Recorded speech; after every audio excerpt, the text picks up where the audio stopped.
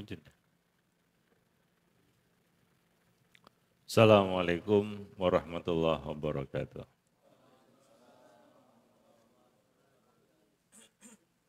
Alhamdulillah. Wassalatu wassalamu ala rasulillah. Wa ala alihi wa sahbihi wa mawalah. Wa la hawla wa la quwata illa billah. Amma ba'du. Jemaah sekalian, udah capek ya? Belum? Yang benar, kalau saya capek. Dari pagi kita kan, habis subuh. Antum lanjut lagi. Udah habis isya ini, antum nggak capek? Enggak? Belum? Oh iya, bagus lah. Ya ini adalah sesi ke-5 dari daurah kita. Ya mohon maaf kalau malam-malam ini tinggal 5 watt ya. Harap maklum aja lah ya.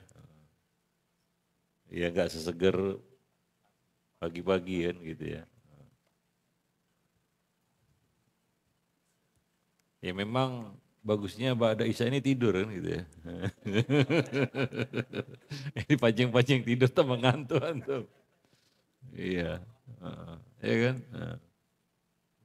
Bersegera tidur sudah Isya. Begitu ya? Marilah kita amalkan.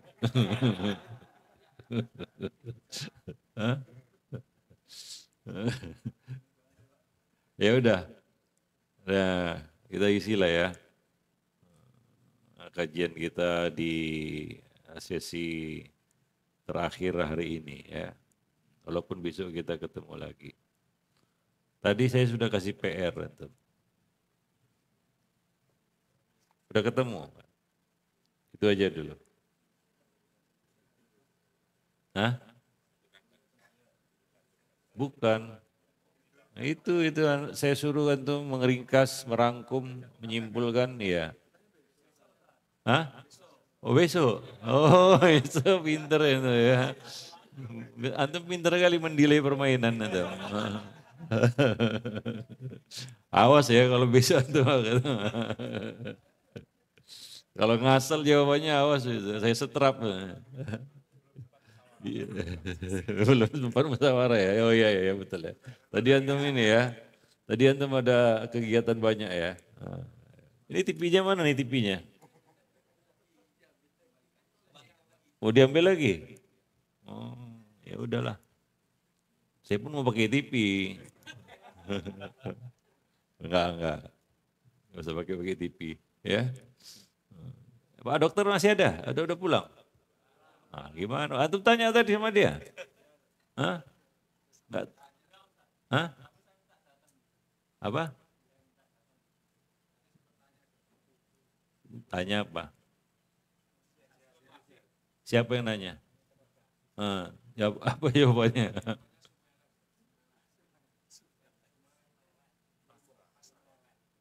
Pasrah. Nyerah ya?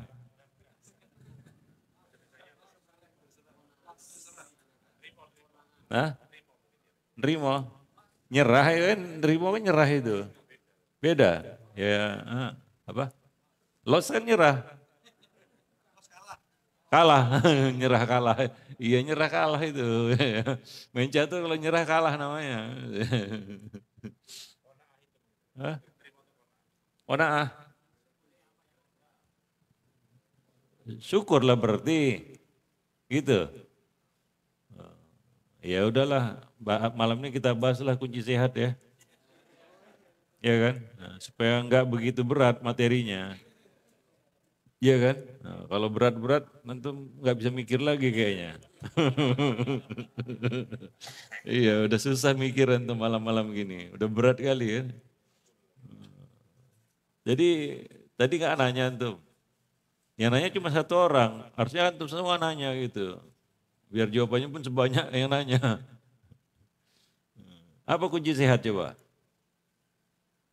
Keluhnya. Ini berkaitan dengan kesalahan bahasa. Tahu kesalahan bahasa?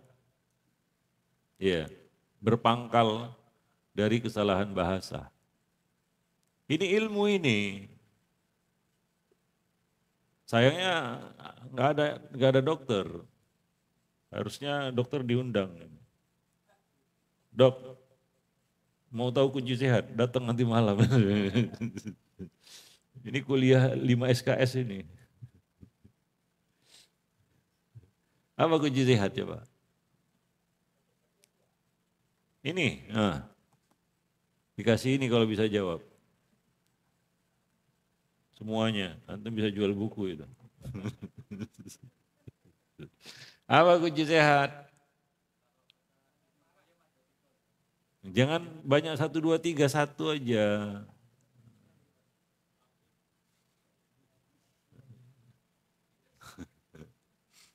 Enggak, salah.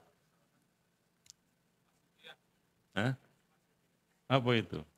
Akidah wasitiyah. Hah? Sederhana. Pertengahan. Pertengahan apa maksudnya? Antara sehat dan sakit. Itu namanya sehat gak sehat. Iya. Apa kunci sehat coba? Hah? Apa? Ikhlas. Hati yang bersih. Bersih aja ya. Nah, apa? Apa hubungannya kunci sehat dengan hal yang taib? Aduh. Apa? Bersyukur. Enggak.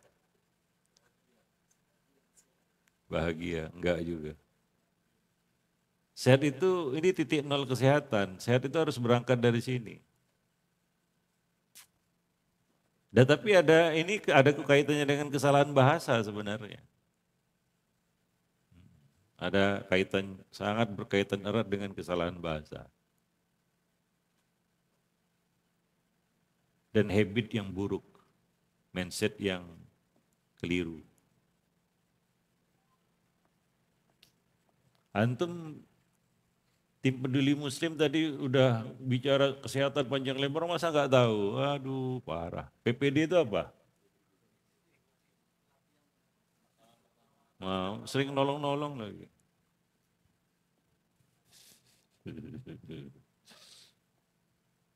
Ada yang pilot di sini? Ada pilot? Siapa pilot drone? Enggak, saya katanya pilot drone. Pilot beneran. Pilot drone. Enggak ada ya? Ada yang profesinya pilot ada enggak? Ada. Ya, udah. Dokter enggak ada. Pilot enggak ada. Enggak ada, betul ini. Enggak ada ya. Presiden jelas enggak ada ya. Apa? Tukang pijat.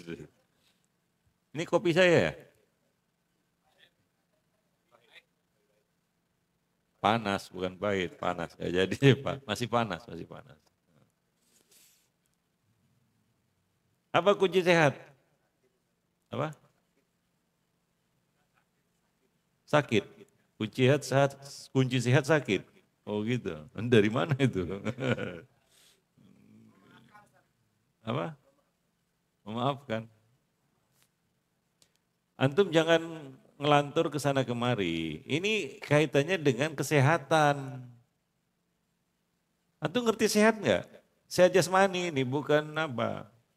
Tapi juga bisa juga ini ada kaitannya juga dengan sehat rohani. Tapi yang kita bicaranya sehat jasmani. Sehat.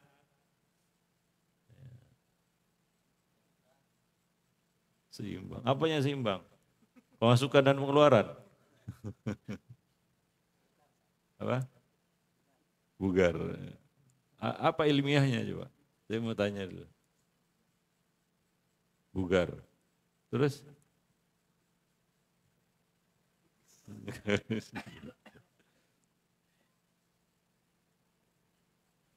Ya udahlah. Sudah. Terpaksa saya jawab malam ini. Karena besok kita membicarakan panjang itu. Ya kan? Belum selesai lagi materi kita tentang akhlak. Malam ini kita bicara sehat aja lah ya. Kunci sehat itu cuma satu. Atau inilah dia kunci pertamanya, sehat itu. Kunci sehat. Ya. Nah ini juga berdasarkan based on true story. Berdasarkan pengalaman hidup sebenarnya. Ya. Memang kadang-kadang kesalahan bahasa itu menyebabkan kesalahan mindset juga. Ya. Ya maka penggunaan bahasa itu penting sebenarnya. Karena itu mempengaruhi. Ya. Mempengaruhi perilaku juga para jemaah yang dimuliakan Allah. Kunci sehat itu satu. Siap? Angkat kaki dulu saya. Biar santai. Kunci sehat itu kalau antum betul-betul mau sehat. Saya kasih clue-clue aja ya.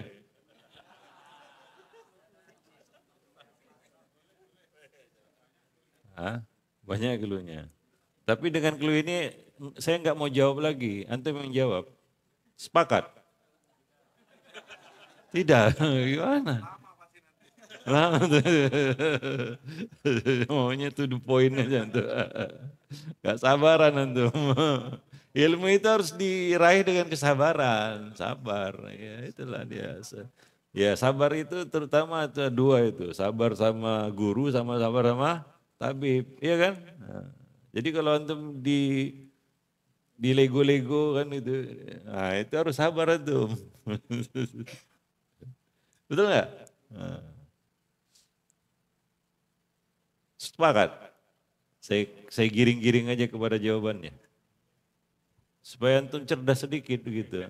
Bukan hanya dengar aja gitu. Antum berpikir-pikir, oh ini dia maksud si Ustadz rupanya kan gitu ya. Nah. Siapa yang mau dijadikan sampel di sini? Volunteer lah. Siapa? Siapa yang mau mengorbankan diri di sini? Siapa? Oh, itu nunjuk orang aja. Pak, gimana Pak? Dia tunjuk ya. Ya, Pak apa? Pak Tejo. Dari mana Pak Tejo? Oh, dari Jogja sini aja. Sini aja maksudnya mana? Sleman. Aslinya Sleman. Tinggalnya di?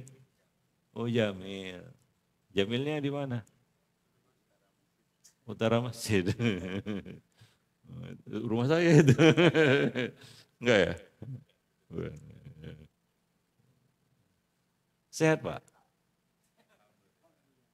Hah? Bukan itu jawaban yang saya minta.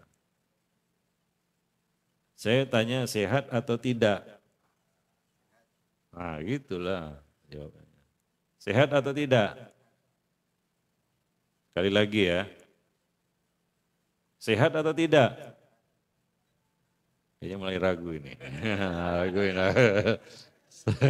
Goyang-goyang. Berapa jawabannya? Sehat atau tidak? Oh, yakin kali. Saya mau uji dia, saya yakin apa nih Pak Tejo ini. Sehat atau tidak Pak? Yakin? Yakin. Sehat atau tidak? Yakin? Sehat Pak? mulai ragu ini, kena mental nih gitu. Kita main psikologi aja gitu. Betul Pak, sehat Pak? Gak bohong? Yakin? Dari mana Bapak tahu Bapak sehat?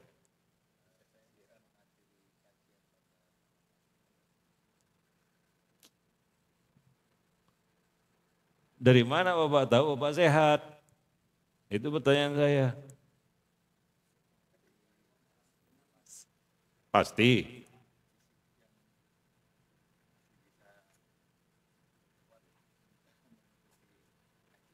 Itu. Berarti malam masuk angin gimana?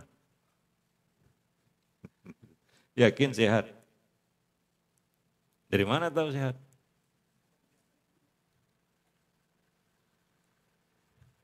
Nah, yuk. Siapa yang menyatakan Bapak sehat?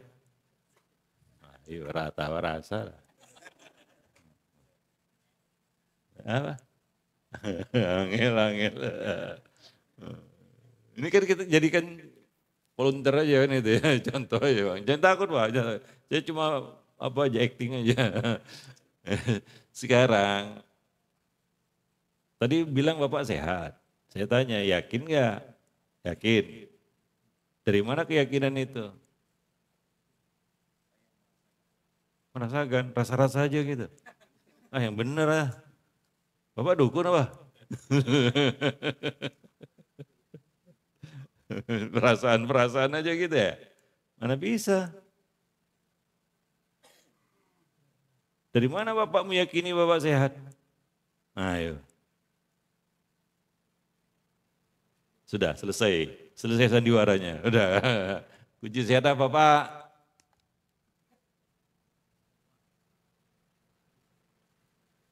Enggak dapat juga jawabannya. Ya parah lah. Hah? Aduh. Aduh, sabar. Udah dingin nggak ya?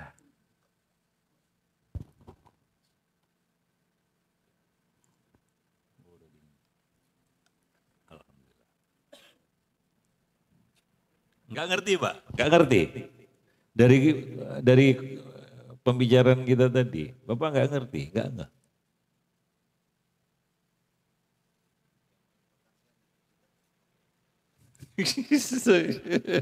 Antum bisa bisa bicara langsung sama Allah aja tuh hebat kali. Wali tadi. Aduh.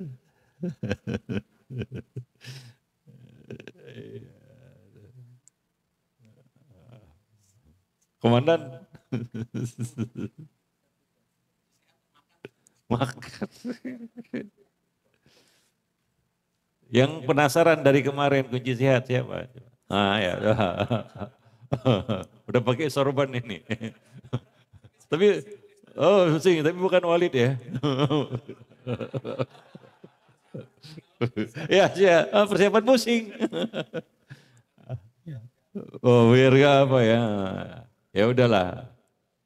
Betul serius ini, antum gak ngerti dari apa yang saya bicarakan dengan Pak Tejo tadi.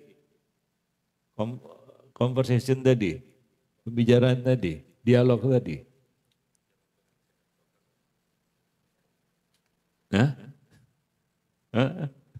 Apa kunci sehat? Apa? Percaya. Percaya sama siapa Pak? Jangan ditanya. Ya udah. Kunci sehat itu satu, yaitu ya, malam ini juga diselesaikan. Jangan bisa. Malam ini harus soalnya sudah berseliweran ya di IG ya. Ya. Ya, kunci sehat itu satu, Pak. Yaitu periksa.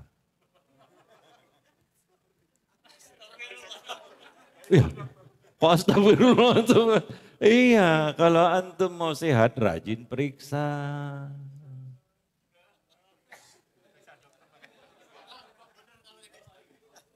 Antum dari mana tahu antum sehat kalau nggak periksa? Jangan-jangan antum halu.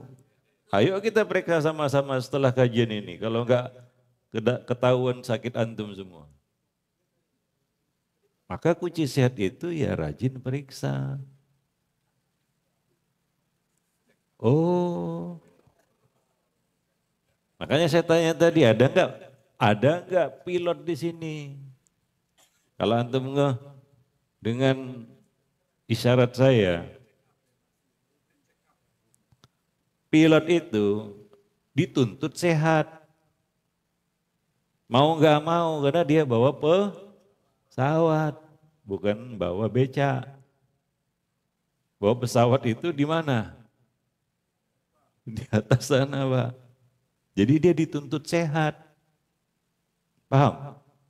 Ya, nggak diterima dia sakit. Sakit nggak boleh terbang dia.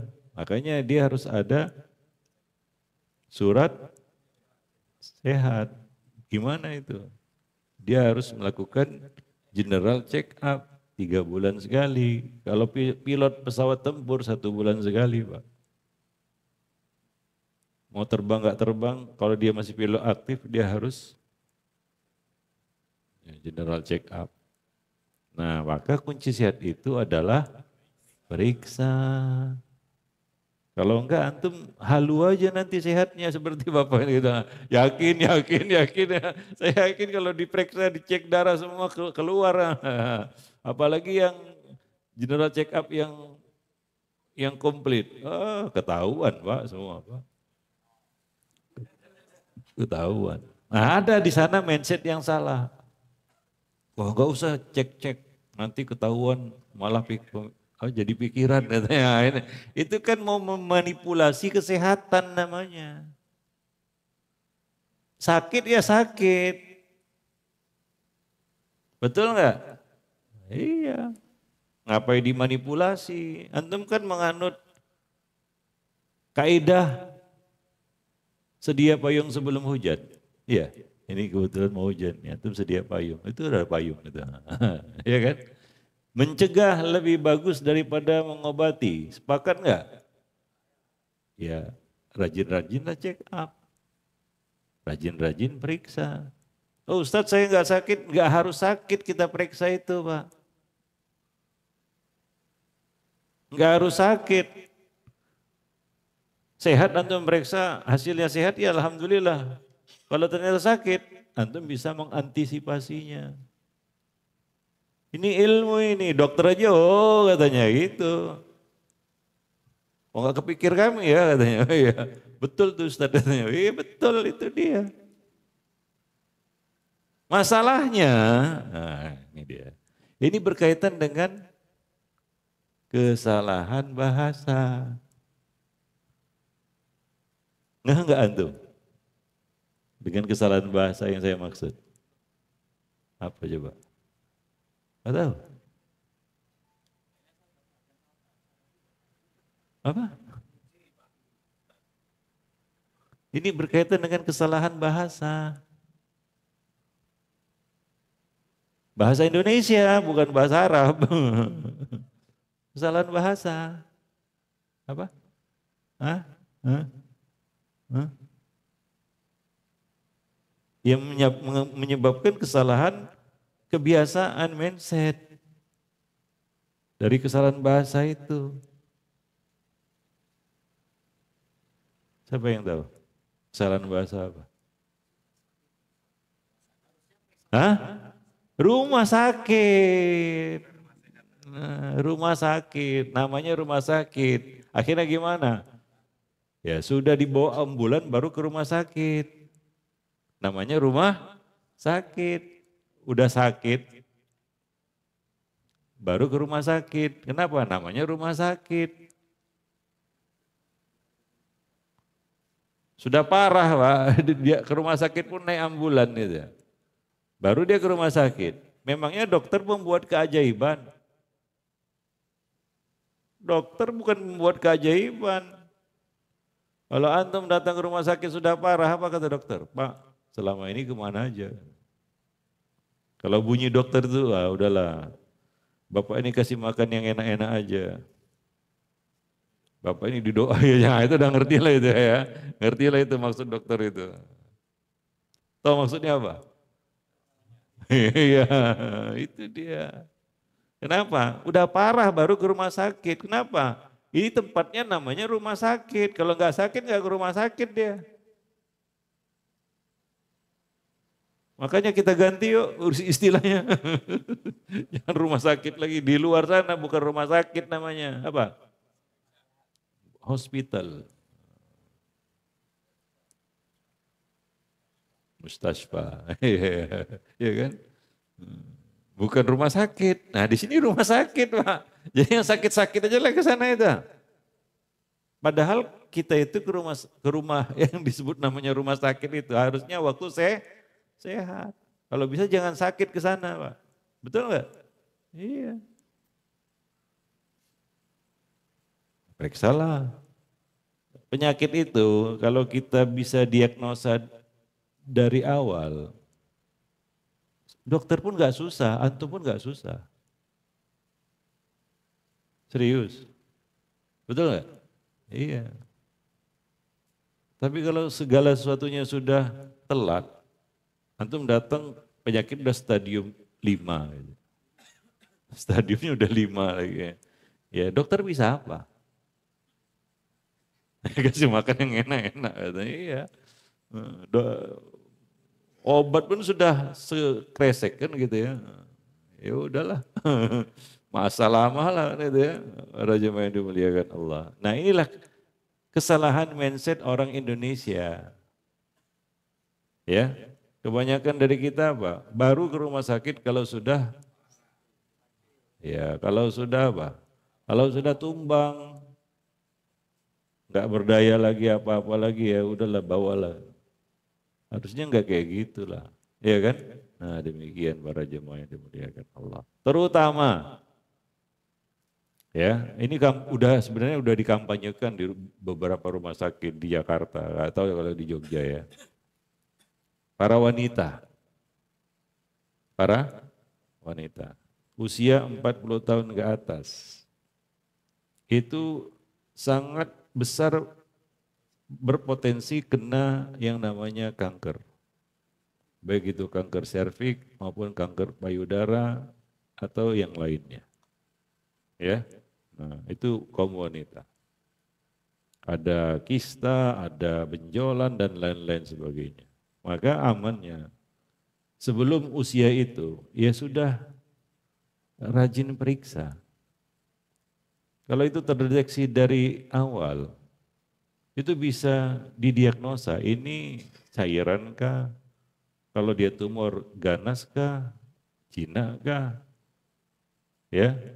Nah itu lebih mudah untuk mengatasinya. Tapi kalau sudah parah, selesai sudah. Sekali lagi, dokter bukan pembuat keajaiban. Dok, tolong dok, gimana? Nanti jangan-jangan tauhidnya kacau nanti. Kalau kayak gitu caranya. Paham? Ya seperti orang tenggelam nanti. Banyak kasus Pak, kaum wanita itu udah berakar itu, tumor ganas, kalau tumor ganas namanya kanker. Baru sibuk ke rumah sakit. Anak-anak juga kalau untuk punya anak, ya rajin periksa lah. Ustadz dia nggak sakit, bukan masalah sakit dulu baru ke rumah sakit. Enggak, kalau sehat ya alhamdulillah kan begitu ya. Daripada antum rugi ngobati anak, bagus antum iya periksa kesehatan. Tapi mindset kita kan nggak seperti itu Pak, betul nggak? Jadi itu kunci sehat. Kalau enggak, antum sehatnya halu nanti. Sehatnya halu tuh ya. Padahal enggak sehat-sehat saja, tapi ya sehat-sehat. Sehat-sehat, apa dasarnya sehat? Ya pokoknya sehat lah. Enggak bisa kayak gitu sebenarnya. Ya, paham? Nah itulah dia kunci sehat. Bisa dimengerti ini? Bisa? Tapi untuk merubah mindset ini susah memang. Ya, ada perasaan, masa sehat-sehat gini ngapain ke rumah sakit kan gitu ya. Ngapain ke rumah sakit itu untuk periksa di luar sana Pak. Orang itu datang ke rumah sakit untuk cek kesehatan. Itu salah satu kampanye mereka. Supaya apa? Supaya di sana kan disubsidi ya. Subsidi pemerintah untuk mengobati orang sakit itu bisa ditekan. Kenapa? Rakyatnya pada sehat. Kalaupun sakit, sakitnya bisa didiagnosa sedini mungkin. Kalau penyakit itu bisa didiagnosa sedini mungkin, biaya pengobatannya juga murah.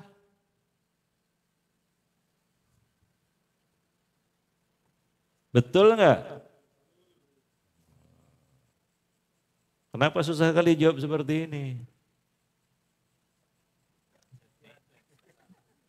Larinya ke sana, ke sini, nggak karuan antum. Hah? Iya, itu kunci sehat itu. Para jemaah yang dimuliakan Allah, ya. Nah, demikian. Ya, kalau saya umpamakan antum punya mobil, ya kan? Ya apa, udah parah semua, udah piston sudah patah baru antum ke bengkel. Ya, kata kata mekaniknya apa? Pak ganti aja Pak. Apanya ganti? Bukan pistonnya, mobilnya. Katanya, gitu. Ya kan? Nah, tapi kalau sebelum kacau itu penyakitnya kemana-mana, mereka antum rajin servis, insya Allah biaya perawatannya juga murah. Itu kalau diumpamakan dengan mobil. Badan ini lebih kompleks lagi. Para jemaah yang dimuliakan Allah. Ya. Nah, ibaratnya apa? Sehat itu tidak turun dari langit. Sehat enggak turun dari langit begitu saja. Ya, enggak bisa hanya modal doa, walaupun doa itu perlu. Seperti antum mau minta rezeki sama Allah, cukup doa aja di masjid. Iya, harus ikhtiar. Para jemaah yang dimuliakan. Demikian juga sehat harus diikhtiarkan. Ya, nah antum harus mulai dari titik nolnya. Apa? Rajin periksa. Periksa, Pak. Ya, nah demikian. Ya mudah-mudahan ini ilmu yang mudah-mudahan bermanfaat bagi antum. Ya, jangan teringat kata-kata saya ini kalau antum sudah terlentang di rumah sakit ya. Iya kan? Gak mau ya? Nah, iya, udah parah sakitnya baru. Oh iya, Pak, kenapa saya nggak periksa? Ya begitu. Nah, Raja, ini saya katakan, ini memang berangkat dari pengalaman sebenarnya. Saya juga terbuka pikiran seperti ini baru-baru aja. Saya pasang ring 4 sekaligus, Pak. 4. Hah? Gimana? Plong. Iya dompetnya. 4 ring, 1 ring murah banget. Iya, 4 ring. 4 ring, ya, 4 ring ini. Udah Iron Man saya. Tuh Iron Man. Iya. Iya. Pas di kateter 2 kali saya. 4 itu gak bisa sekaligus. Harus pakai kloter pertama, kloter kedua. Pertama dari sini nih, ada bekasnya nih. Kedua dari sini nih. 1 dulu baru masuk 3 lagi dari sini. Itu 4. Setelah di kateter ternyata apa? Penyumbatannya 100%. Ya. Kata dokter harusnya ini diperiksa dari awal. Ya udahlah, udah kayak gini. Ya. Kenapa sudah Senin Kemis gitu ya. Syukur ya masih bisa hidup. Bisa ketemu sama antum di sini. Kalau enggak udah lewat itu. Pindah halang. 100%. Kan ada 3 itu ya. Jalur itu. Ternyata satu penyumbatannya 100%. Yang satu ini buntu ternyata. Iya, kelainan. Saya baru ngeh kenapa saya sering pingsan. Waktu kecil dulu dan beberapa sering pingsan itu. Tapi nggak lama-lama pingsannya. Rupanya apa? Satu jalur ke jantung itu, ini jalur ini buntu. Buntu jalur ini, buntu. Taunya ketika di kateter itu untuk di pemeriksaan. Kalaulah ini berkalau-kalau gitu ya. Itu diperiksakan dari awal. Gitu ya. Itu kan bisa diantisipasi sebenarnya ya. Tapi begitulah karena kesalahan mindset kita ini. Hah? Oh iya. Jadi gambling aja jadinya. Mujur kalau selamat, kalau enggak ya udah apes namanya kan itu ya. Para jemaah yang dimuliakan Allah. Nah itulah dia. Saya katakan based on true story. Maka kunci sehat itu sebenarnya adalah rajin periksa. Kita sebenarnya nggak tahu sesehat apa kita. Betul nggak? Kecuali antum punya data. Semua kan by data. Kalau enggak kan antum cuma meraba-raba aja. Saya mana tahu salah satu jalur itu buntu kalau enggak diperiksa. Ya, sudah tersengal-sengal gini baru keteter gitu. Apalagi udah ada indikasi gitu misalnya. Di usia-usia ya seperti periksa aja. Apalagi antum pakai BPJS kan gratis. Antum peserta BPJS apa ya? Ya, kan gratis periksa. Nggak harus sakit. Para jemaah yang dimuliakan Allah. Wallahu a'lam bishawab. Nah ini mungkin bermanfaat bagi antum, bagi keluarga, ya, istri, anak. Banyak anak-anak itu dianggap sehat aja sama orang tuanya. Yang gak usah periksa-periksa. Yang penting bisa lari-lari. Nah, itu kan penglihatan mata awam kita. Kalau nggak diperiksakan mana tahu kita. Iya kan? Walaupun ya anak-anak kan potensi sakitnya kan kecil. Karena masih pure kan gitu ya. Masih alami kan begitu ya. Kalau kita yang sudah rusak karena makanan ini. Iya iyalah. Iya kan? Antum harus tahu makanan itu adalah alien. Alien, tahu alien? Makhluk asing yang masuk ke dalam tubuh. Antum bertanggung jawab penuh sebelum makanan itu masuk ke tubuh. Ingat itu. Antum bertanggung jawab penuh sebelum makanan itu masuk ke mulut. Itu tanggung jawab antum, tanggung jawab kita. Apa yang masuk itu. Ya. Setelah masuk, antum nggak bisa bertanggung jawab lagi. Antum telah menyerahkan tanggung jawab itu ke tubuh antum. Pertanyaannya adalah apakah tubuh bisa mengurainya atau tidak? Ya, karena antum tidak punya kuasa untuk memerintah tubuh antum sendiri. Pak, sadar nggak itu? Antum tidak punya kuasa untuk memerintah tubuh antum sendiri. Antum nggak punya kuasa. Memangnya antum bisa perintah, ginjal, kerja. Pankreas, keluarkan ini insulin. Bisa? Empedu, mainkan. Enggak. Kita enggak punya kuasa untuk memerintah anggota-anggota tubuh kita ini untuk bekerja, mengolah makanan yang masuk. Kita lah yang bertanggung jawab ketika makanan itu belum masuk. Kalau sudah masuk, ya antum enggak punya kuasa lagi. Kalau gagal tubuh ini mengurainya, jadilah dia apa? Iya. Racun yang membunuhmu. Makanya manusia mati karena makan. Dalam Islam, makanan itu diatur semuanya. Ada namanya kitab fikih.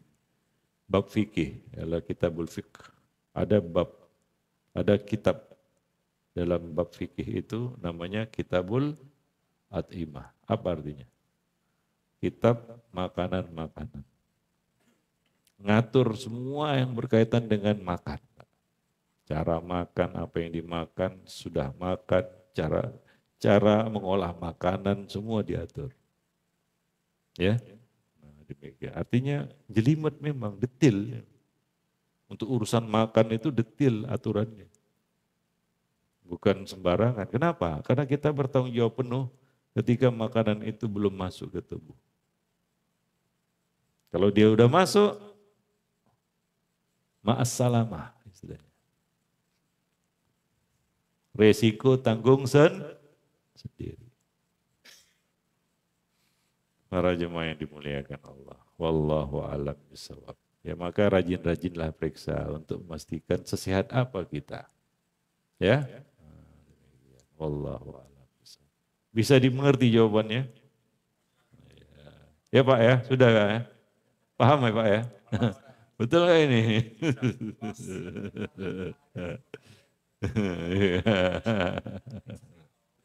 Iya, iya.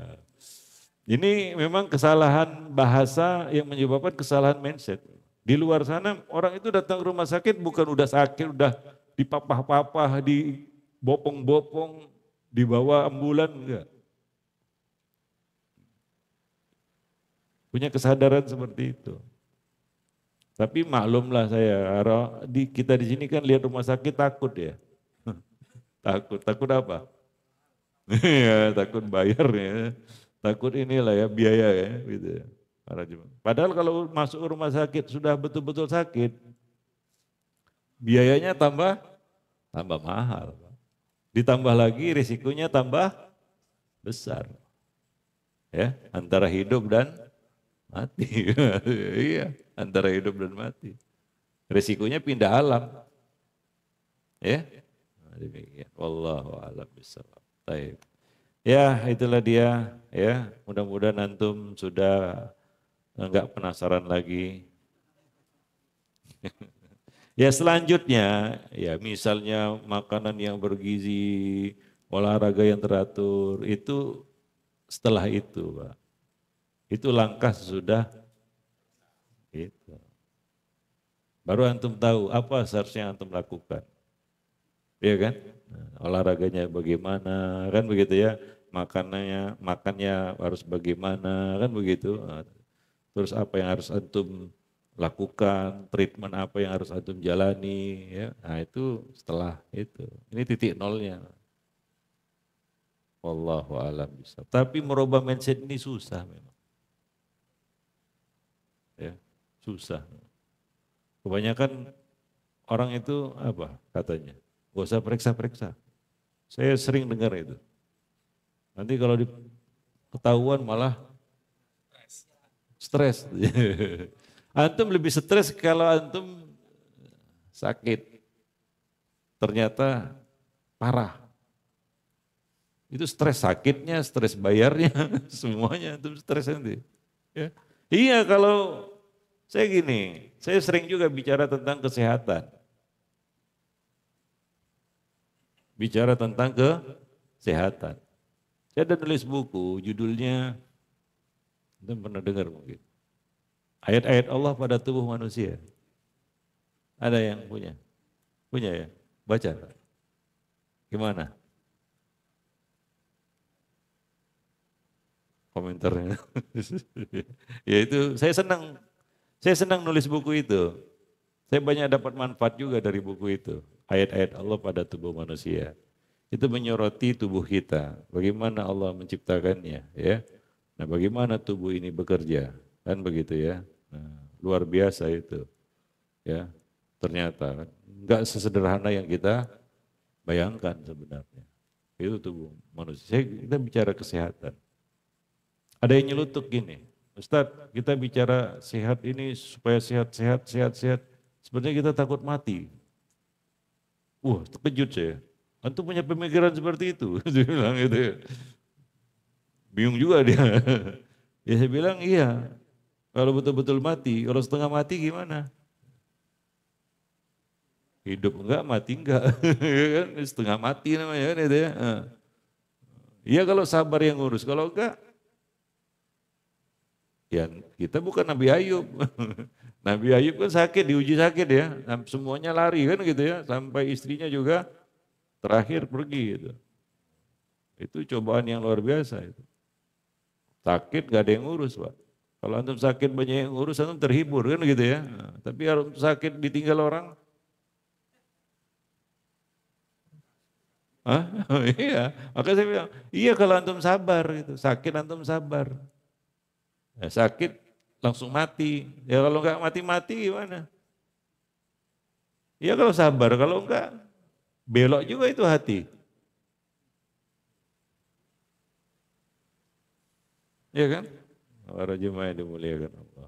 Jadi kita bicara sehat ini untuk mensyukuri nikmat Allah. Ya kan? Udah dikasih amanah kan begitu ya. Ya syukurilah. Kita juga harus harus belajar ya dari pengalaman kita kan begitu ya. Oh ini salah kita ini kan gitu ya. Harusnya begini nggak kayak gini kan gitu. Wallahu a'lam bishawab. Nah demikian kita bicara tentang sehat. Mudah-mudahan antum diberi kesehatan. Ada yang mau nanya silakan. Ada yang mau nanya? Silakan. Monggo ada yang mau bertanya? Ada yang mau tanya? Antum sudah 5 watt juga kayaknya. Sebagian sudah 0 watt. Ah. Bebas mau nanya apa aja, mau nanya tentang materi kemarin, materi tadi pagi, acara yang bisa kita bicarakan ini, silakan. Iya.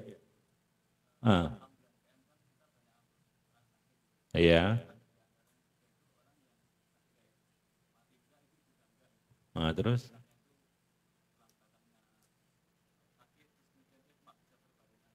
Ah.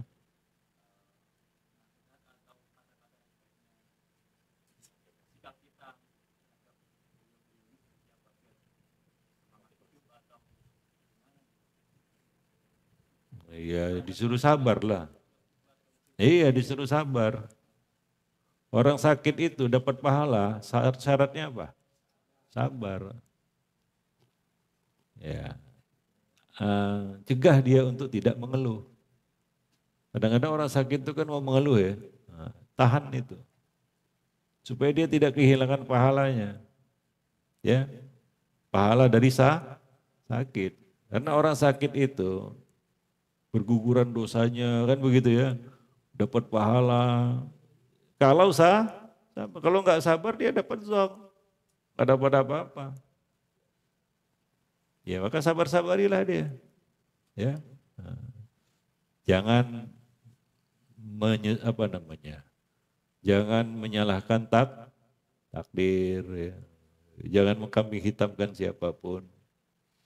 Ya, nah, ya buat hati dia bisa menerima qada dan qadar Allah Subhanahu wa taala. Itu dia. Namanya takziah itu, menghibur azab, menghibur orang yang ketimpa musibah. Gitu. Kalau udah tersengal-sengal, ya ditalkinkan aja.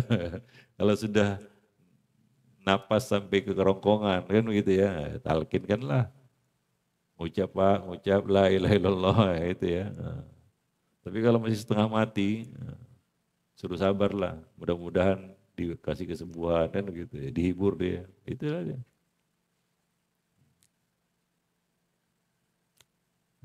Ya. Ada lagi?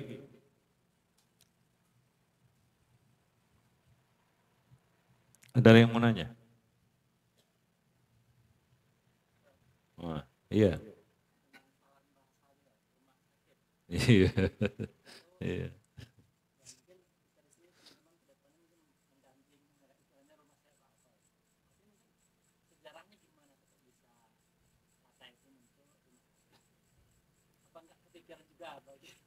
Enggak tahu saya siapa yang nyiptakan itu. Tapi begitulah dia yang baku di sini kan gitu ya. Rumah sakit gitu ya. Kalau kita cari padanannya di luar sana, di banyak bahasa, mereka gak gunakan sedikit pun kata sakit. Orang Arab bilang mustasfa, syifa, sembuh kan gitu ya. Orang Inggris bilang hospital. Hospital itu apa? Keramahan. Hospitality. Di Malaysia hospital katanya kan gitu ya. Begitu di Indonesia jadi rumah sakit. Nah, ini dia nggak enaknya. Kok jadi rumah sakit gitu ya.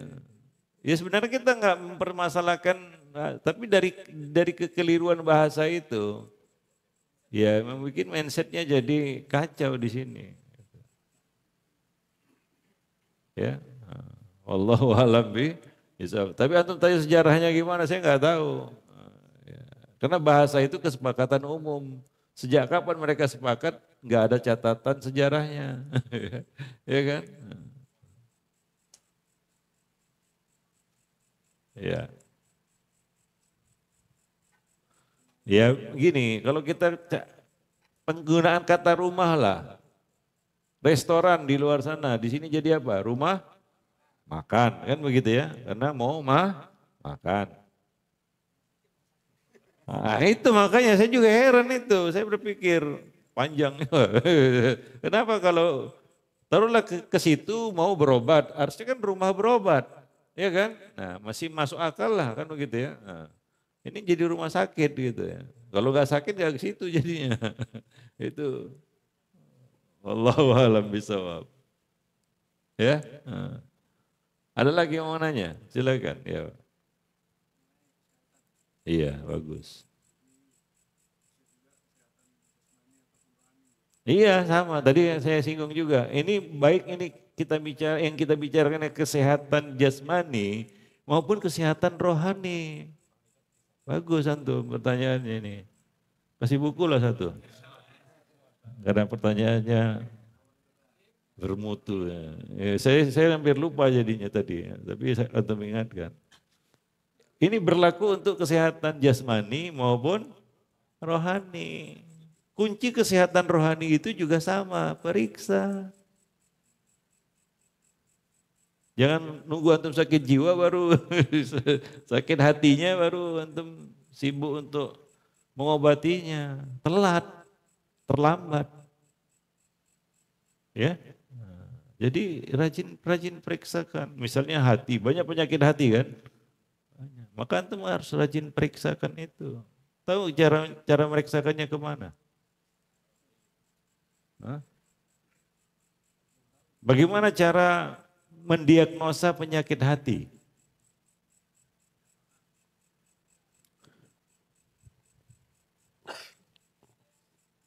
Bagaimana caranya mendiagnosa penyakit hati, penyakit rohani, penyakit hati lah gitu katakannya. Gimana caranya? Penyakit hati itu ada kan? Ada. Bagaimana cara memeriksakan supaya antum tahu ini, oh ini saya ada penyakit hati.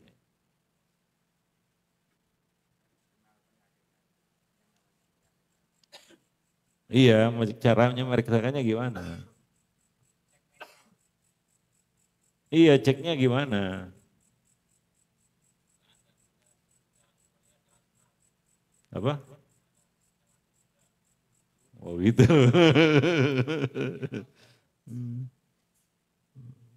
Iri atau tidak gitu ya. Itu kan cuma hasad, yang lainnya gimana? Gimana caranya kita memeriksakan kesehatan hati? Itu dia. Nah, ini udah tazkiyatun nufus ini. Lari ke tazkiyatun nufus gitu. Bagaimana caranya memeriksakan kesehatan hati? Sesehat apa hati antum? Kalaulah ada pertanyaan itu, apa jawaban antum? Sesehat apa hati antum? Yakin?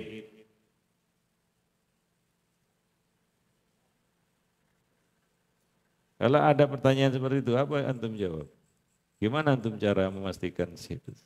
Sesehat apa hati antum? Ya. Bagaimana caranya?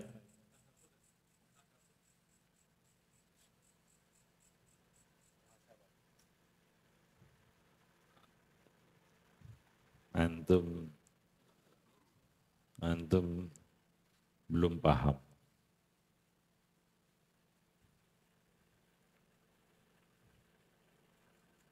Bagaimana caranya?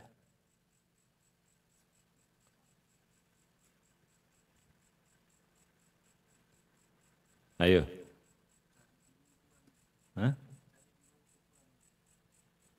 Ukurannya gimana? Iya caranya.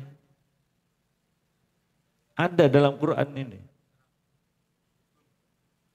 Apa? Futur, itu penyakit hati. Kita kan bicara gimana cara memeriksakan kesehatan hati itu. Tadi kan kita bicara ini periksa itu berlaku untuk jasmani dan rohani. Penyakit hati juga bisa perlu diperiksakan juga kesehatannya itu.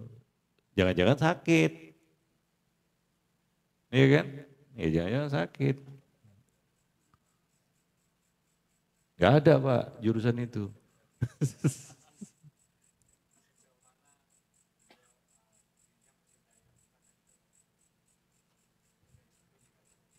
Nah,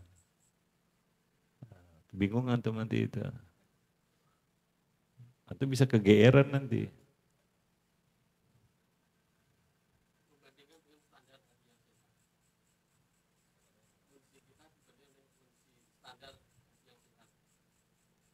Ini metafisik ini, bukan fisik yang bisa antum apple to apple.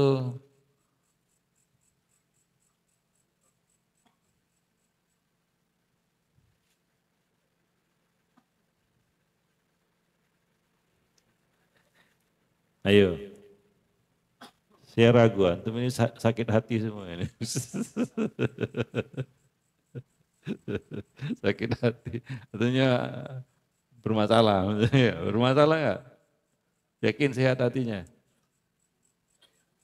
Sehat apa aja Pak? Nah. Gimana caranya? Nah. Ini mah agak rumit memang. Kalau tadi kan lebih sederhana ya, antum datang ke rumah sakit, general check up, prodia, pilih paket paling lengkap mungkin. Kalau saya pernah general check up yang canggih di Malaysia, keluar semua itu angkanya. Berapa persennya itu, fungsi organ itu. Ginjal berapa persen, liver berapa persen, keluar itu yang canggih itu, mahal itu. Tapi saya gratis. Alhamdulillah lah.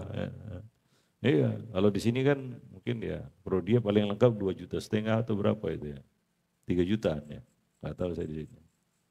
Nah, kalau itu kan nanti paham lah, ini agak begitu rumit. Nah, kalau hati kan agak rumit itu, makanya biayanya juga lebih mahal. Enggak. Canda itu. Gimana caranya?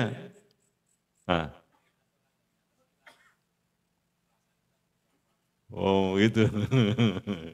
Terus?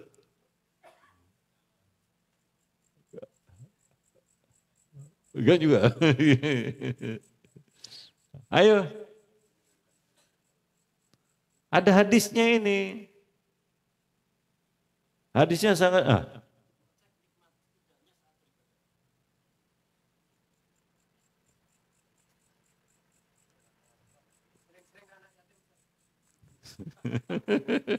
Untuk apa?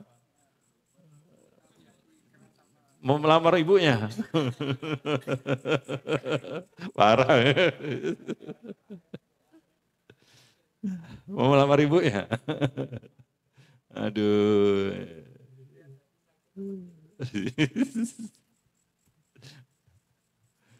Ayo. Ada hadisnya. Ayatnya juga ada banyak ayatnya. Tapi hadisnya itu lebih apa ya? Lebih tegas lagi. Gak tahu? Ya udahlah.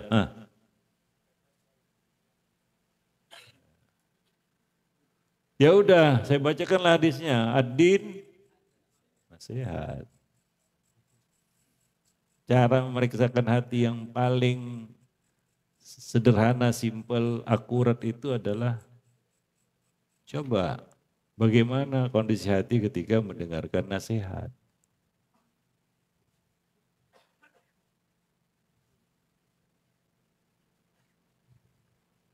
Ya? Iya. Gak semua orang punya kemampuan mendengarkan nasihat, apalagi memahaminya, apalagi mengeksekusinya, Pak. Banyak orang yang iya-iya aja tapi gak iya. Sakit tuh hatinya itu. Cepat kali ianya. Dinasihati, cepat kali ianya.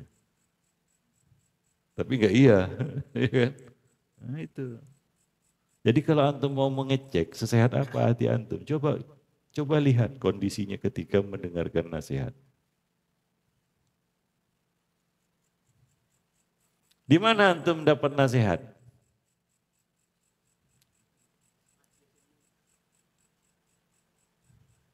Apa? Iya, di mana lagi?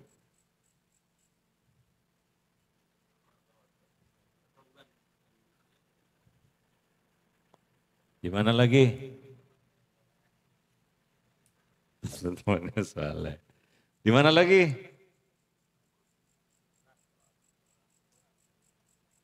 Di Quran. Di mana lagi antum dapat nasihat? Tadi ya majelis ilmu. Di mana lagi? Apa? Di rumah sakit.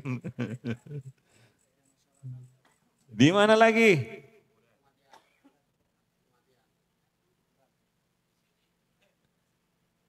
Di rumah.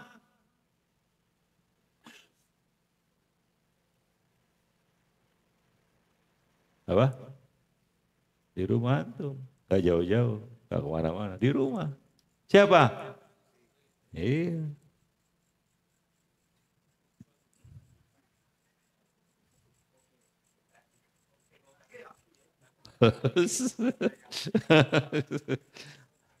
Iya Pak. Jujur saya bertanya sama antum. Jawab be honest lah ya. Siapa lagi yang berani ngomelin antum selain istri?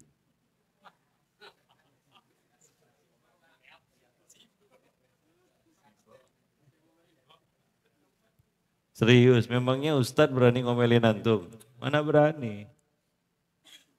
Paling ngasih nasihat yang manis-manis saja ke antum. Iya kan? Nah, itu ras terkuat.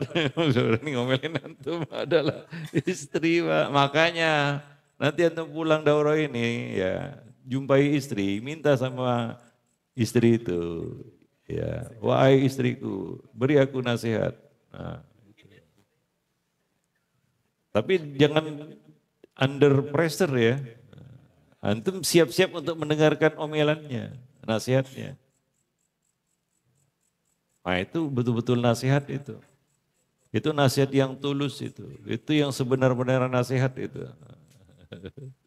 Ya, omelan istri itu nasihat, Pak. Obat hati itu omelan istri. Kalau dia ngomel, dengarkanlah. Antum akan tahu sesehat apa hati antum. Nah. Apa? Iya. Berarti antum penyakitan sakit hatinya. Gak siap hati antum. Hati antum begitu lemah untuk mendengarkannya. Itu dia. Itu untuk menguji ketangguhan hati. Iya. Gak mudah mendengar nasihat itu, Pak. Gak semua orang punya keterampilan mendengarkan nasihat. Ini nggak berkaitan dengan gelar akademis yang antum miliki. Serius. Nggak berkaitan dengan gelar akademis yang antum miliki. Status sosial yang antum miliki. Enggak. Usia yang antum sudah jalani. Enggak. Makanya ada ayat yang berbunyi alladzina yastami'unal qaul, lanjutkan, fayattabi'una ahsana. Orang-orang, Allah memuji nih, orang-orang yang mendengarkan nasihat istima, bukan hanya itu satu level, next levelnya adalah apa? Fayattabi'una ahsana. Memahaminya dan mengeksekusinya. Makanya saya katakan banyak orang yang berpenyakit hatinya, kalau dikasih nasihat, iya cepat kali ianya. Di ta'lim, kayak nangis guling-guling, habis itu nggak ada, cuma nggak ada angin, nggak ada hujan, nggak berubah sama sekali. Penyakitan itu.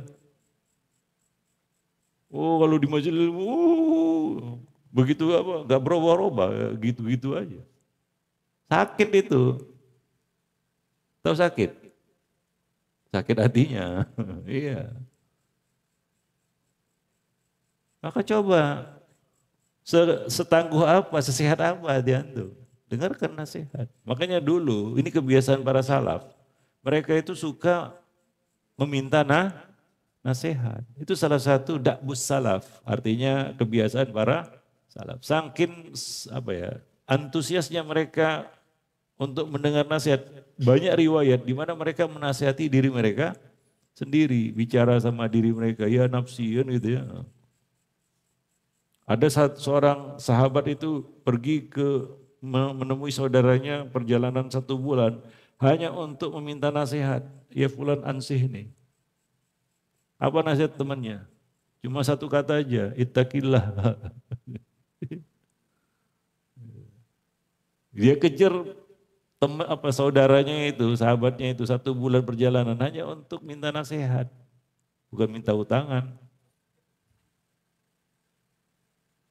Nah itu dia. Nah itulah cara memeriksakan kesehatan hati itu. Sering-sering antum minta nasihat. Kalau antum mau betul-betul nasihat yang paling mujarab, ya dari pasangan hidup. Orang yang paling tahu tentang antum, hitam putihnya. Teman antum mana tahu, antum seperti malaikat di matanya. Bulan, Masya Allah, ya itu. Tapi tak istri, innalillah dalam hatinya. Auzubillah. Iya Pak. Karena nggak ngomong aja dia, coba dibiarkan ngomong dia. Keluar semuanya, A, B, C, D, E, F, G. Iya kan? Nah, ya, masalahnya siap nggak siap aja tuh dengernya. Ya kan? Nah iya. Saya suka dengarkan istri ngomel. Saya biarkan aja gitu, saya dengerin, waduh memang berat ini. Tahu kita, ya sesehat apa hati kita kan gitu ya. Iya, pedih kan. Iya, kadang-kadang dia ngomong itu apa adanya dan baru tahu kita, oh itulah dia, itulah kita. Iya.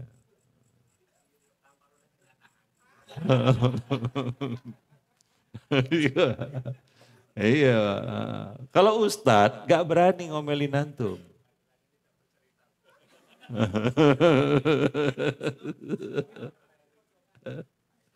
Iya, Ustadz gak berani ngomelin antum. Ada seorang suami ya, motoran Mbak, hobinya motor. Ya kan? Itu suami ya. Itu laki-laki habis waktunya untuk 2 hal aja. Cari uang, hobi itu aja. Senin ke Jumat cari uang alasannya. Sabtu Ahad hobi. Ya macam-macam lah hobi kan, hobi itu kan banyak. Yuk, wah begitu Sabtu Ahad keluarlah dia kan, gitu, motoran. Gitu.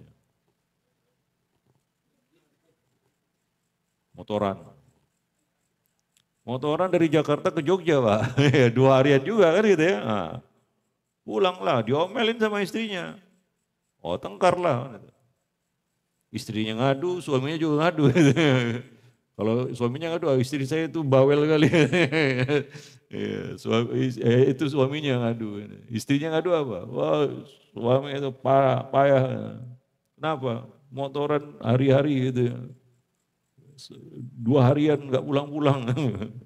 Begitu pulang udah kecapean, ngamuk-ngamuk. Ya. Gitu itu. Laki-laki itu. Bukan yang di sini. Ya itu. Nah, terus saya bilang sama si suami, antum, Ustadz gak berani ngomelin antum. Iya. Walaupun tahu lah, ya, gak berani ngomelin antum. Cuma istri antum yang berani ngomelin antum. Kenapa? Karena antum motornya masih Ustadz. Gimana dia berani ngomelin antum? Betul. Ya gitulah. Ya. Makanya satu-satunya orang yang berani ngomelin kita itu istri. Karena dia melanjutkan tugas ibu kita. Ya. Iya, iya juga. Iya. Istri itu cuma melanjutkan tugas ibu kita.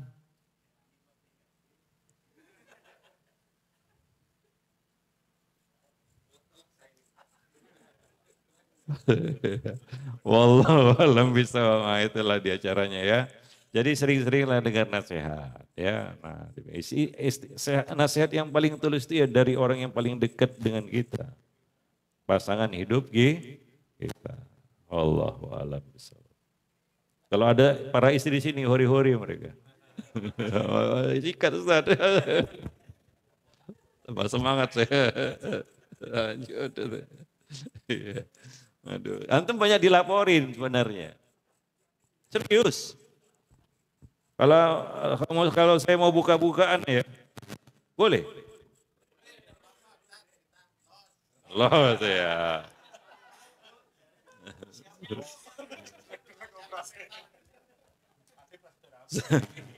Suami tahu nggak? Suami yang dilaporin istrinya.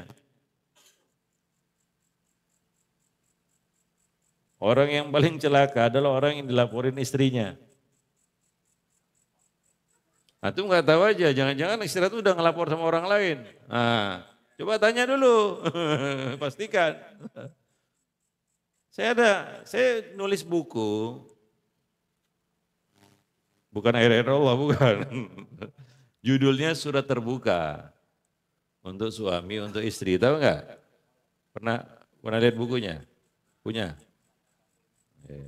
Ya, belilah, nggak mahal kok.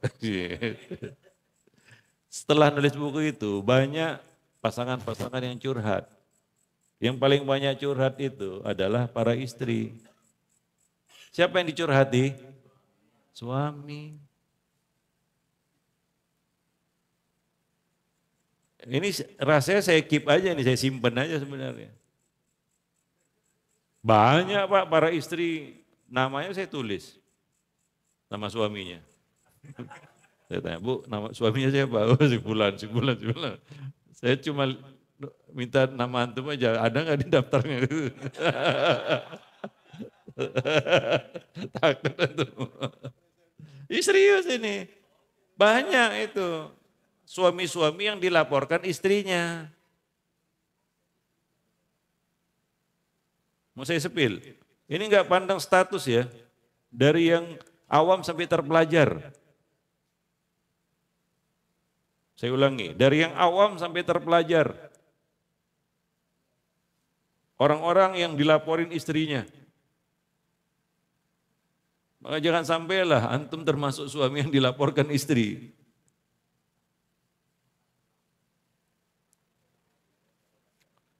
Saya ngomong gini bukan nggak ada dasar Pak. Ada hadisnya itu kan. Ketika beberapa orang wanita datang kepada Nabi, ya kan? Antum pernah dengar riwayat itu? Kenapa mereka mendatangi Nabi? Ini dipakai salah satu dalil dipakai pula itu ngawur-ngawuran untuk apa? Dalil demo gitu. Nggak ada kaitannya dengan demo. Tapi ini hadis digunakan untuk dalil demo Pak. Ya kan? Ngawur aja itu. Tapi itu loh udahlah ya. Memang demennya demo gimana? Itu pun dipakai dalil gitu ya. Ini nggak ada kaitannya dengan demo ini. Mereka bukan demo, mereka datang kepada Nabi melaporkan suami-suami mereka. Ya, nah, melaporkan suami-suami mereka. Bagaimana respon Nabi? Nabi tolak, wah pulang ah. Ini ibu-ibu aja nih bikin berisik aja, rese aja, gitu. Nabi menerima mereka dan berkata kepada mereka. Apa kata Nabi? Coba, siapa yang tahu hadis? Siapa yang tahu? Enggak tahu? Nabi berkata, "Laisu ulaika min khiyarikum." Suami-suami yang dilaporkan ini bukanlah orang-orang yang baik di antara kamu. Alias bad guy. Tahu bad guy? Apa? Bad guy. Bad guy pun nggak tahu. Orang jahat. Nah,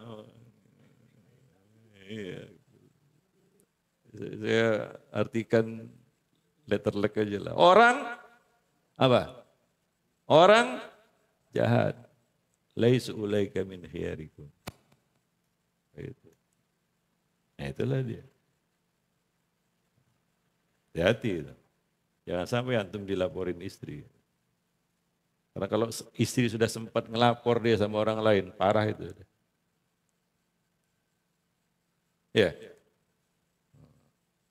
Wallahu a'lam bishawab. Ya kalau dia masih ngomel sama antum aja, terima itu. Kalau antum udah nggak bisa diomelin lagi, antum dilaporin. Kalau antum sudah nggak bisa diomelin istri lagi, antum bakal dilaporin. Mau?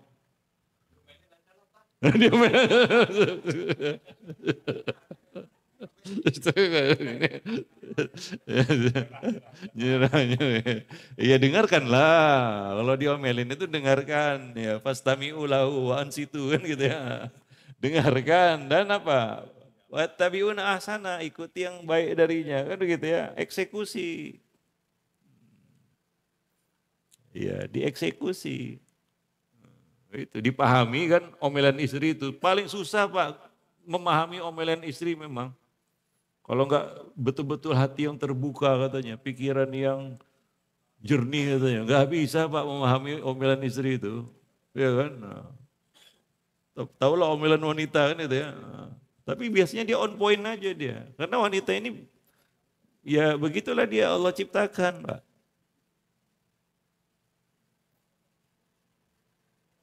Ya.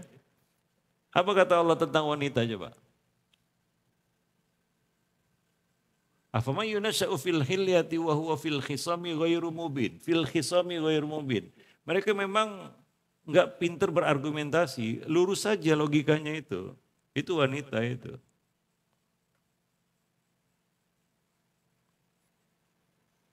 Para jemaah yang dimuliakan Allah. Ya, nah demikian. Iya. Jadi dipahami ya, kemudian ya amalkan, diikuti ya, yang terbaik darinya. Fayattabi'una ahsana. Karena manusia enggak benar semua juga kan gitu ya. Pilih-pilih lah. Oh ini benar juga nih katanya yang ini. Ikuti itu. Kalau antum sudah terbiasa ya, sudah mampu memahami nasihat istri dan mengamalkannya, nasihat yang lainnya lebih mudah lagi, Pak. Serius.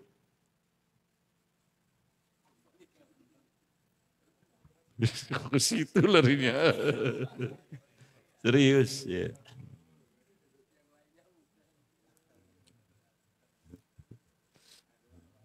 Ya, nah demikian. Nah, begitulah caranya. Ya, kita tadi apa? Kembali ke laptop. Ya, memeriksa kesehatan hati. Jadi ini berlaku juga untuk kesehatan jasmani dan kesehatan rohani. Wallahu a'lam. Ya, mudah-mudahan antum di sini tidak termasuk suami-suami yang dilaporkan istri.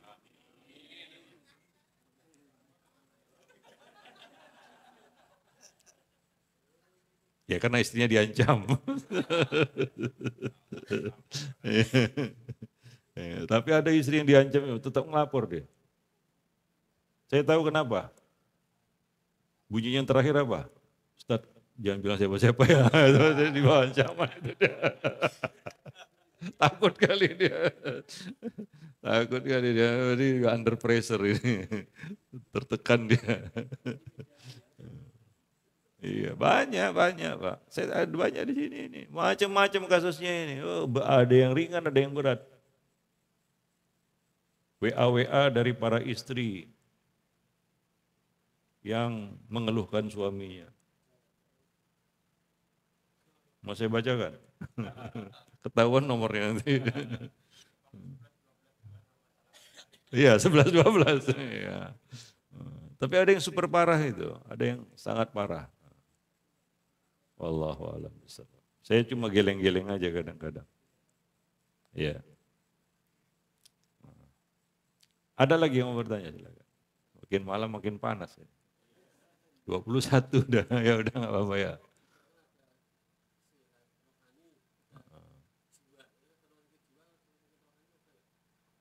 Rumah sakit jiwa, ya. Rumah sakit jiwa ada. Rumah sakit jiwanya gitu ya. Ah,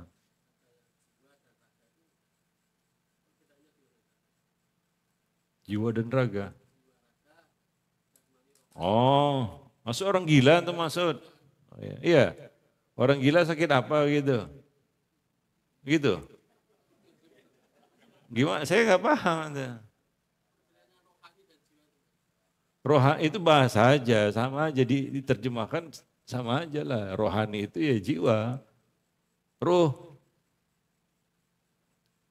ruh, jiwa, ya, ya sama aja. Ya macam-macam. Nah, orang gila itu macam-macam sebabnya.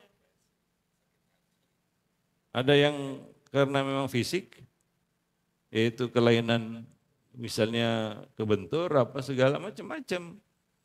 Ya, kerusakan pada otak itu macam-macam. Kerusakan otak itu macam-macam sebabnya. Dan semuanya bisa dikategorikan sebagai orang yang kena sakit jiwa. Iya, contohnya salah satu penyebab rusaknya otak adalah orang-orang yang kena narkolema. Tahu narkolema? Iya, narkotika lewat mata. Itu bisa dikategorikan gila.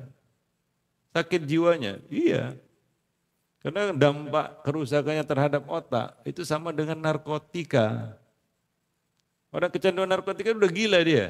Betul nggak? Udah nggak normal lagi itu. 11-12 aja, beti aja dengan orang yang betul-betul gila. Sakit rohaninya sudah. Kenapa? Ininya rusak sudah. Junun dalam bahasa Arab itu adalah gangguan pada otak. Apapun sebabnya. Gak main lagi ini. Gak bisa mikir lagi. Jangan suruh ngapal. Mikir aja udah gak bisa itu. Berpengaruh, oh pasti. Dari daya nalar, daya hafal, semuanya. Gak bisa mikir sama sekali. Kalau ditanya gak jawab-jawab itu. Iya. Kenapa? Rusak fungsi akal, otak. Ya, sebabnya banyak. Salah satunya yaitu narkotika, narkolema. Ada yang memang karena benturan fisik kan begitu ya. Makanya nggak boleh mukul ke kepala. Kenapa? Bahaya. Kebentur. Ya kan? Harus dijaga itu kepala. Karena di situ adalah tempat Allah meletakkan akal yang membedakan manusia dengan makhluk-makhluk yang lain. Yang membuat dia menjadi makhluk yang mukallaf. Kan begitu ya. Syarat ibadah apa? Berakal. Paham?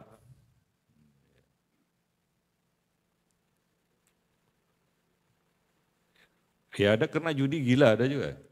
Ada. Ya rusak ini, stres dia kan gitu ya. Depresi kan gitu. Banyak utang gila, ada nggak? Ada. Stresnya. Banyak sebabnya, macam-macam. Apalagi hari ini banyak penyebab-penyebab kegilaan itu. Iya. Wallahu a'lam bishawab. Ya. Oh iya. Oh belum. Oh gitu. Ya, berarti mau hadiah lagi. Ya, pertanyaannya apa coba? Ah, iya.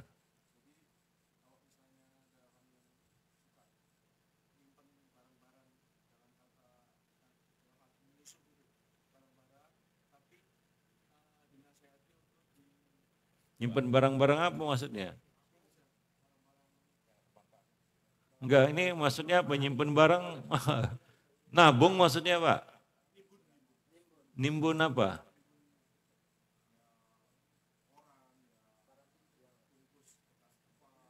Untuk apa?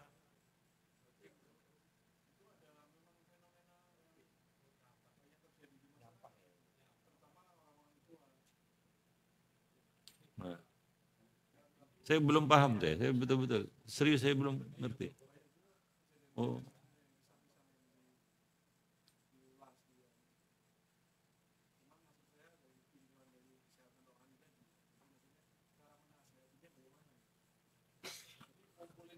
nah, ngumpulin barang apa ini coba? Barang bekas,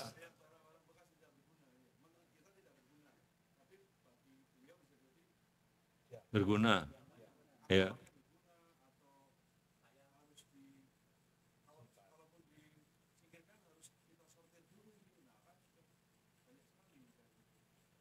Enggak paham saya.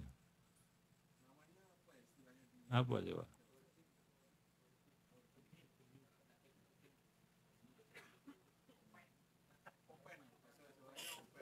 Apa?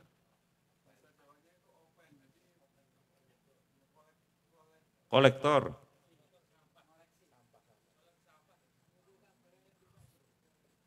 Barang yang tidak berguna. Apa maksudnya yang tak berguna itu? Koran bekas.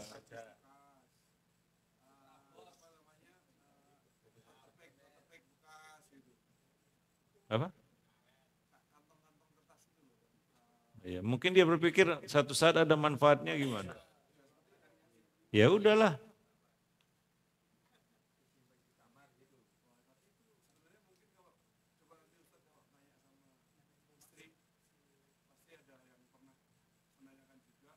Nah.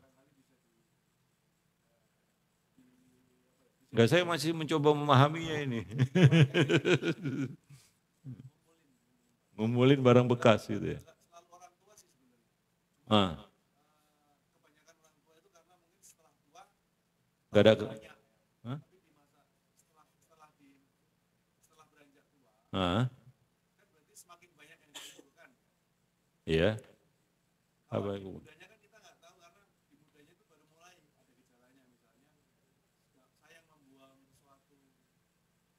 Mungkin dia takut mubazir mungkin. Mungkin ada nilai historisnya mungkin. Ya saya juga nggak paham. Karena historis Indonesia kan macam-macam. Punya nilai apa namanya nostalgia. Nah iya, makanya saya berusaha untuk memahami. Hidup ini kan saling memahami. Memahami orang kayak gini juga harus kita pahami juga. Jangan antum langsung vonis, wah ini sakit jiwa nih, bahaya. Ya, dari sisi ada orang yang leler, buang-buang harta, idaatul mal. Saya juga pernah ketemu orang yang seperti ini, kayaknya begitu ya.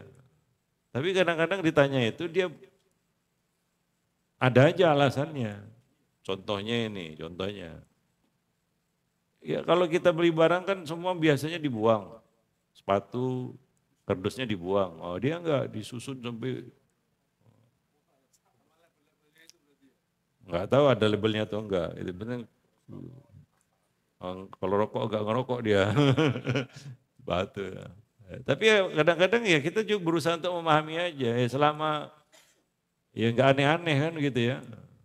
Ya, ya mungkin satu saat oh mungkin kalau sepatunya mau dijual laku kalau ada kardusnya mungkin gitu ya kita pikir positif aja dulu gitu loh. Jangan mudah-mudah terlalu mudah misalnya mengklaim orang oh ini sakit jiwa ini itu bahaya juga nggak boleh juga kan gitu ya. Nah demikian paham maksudnya. Nah, demikian. Ada orang suka ngumpulkan clipping ada juga. Mungkin dia mau buat skenario atau apa gitu. Atau cerita, ngerti juga. Ya, wallahu alam bisawab. Memang manusia ini dengan berbagai keragamannya ya, unik-unik memang. Ya. Maka tadi pagi kita bicara tentang perkara yang paling sulit berurusan dengan manusia ini adalah memahaminya. Ya. Wallahu a'lam. Ya.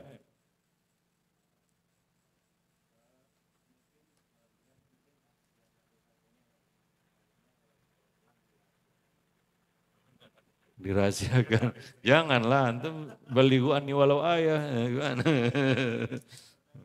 Ah,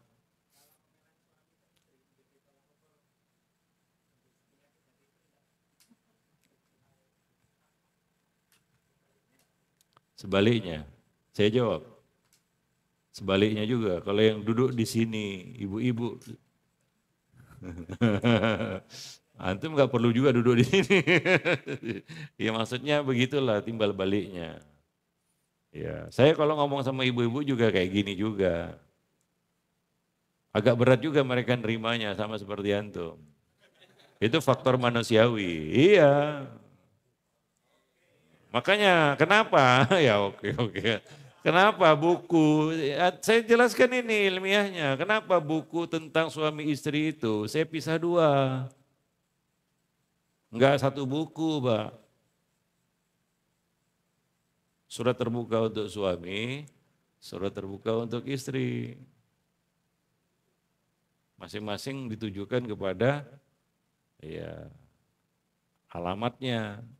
Surat terbuka untuk suami, alamatnya ke siapa ini? Suami, istri.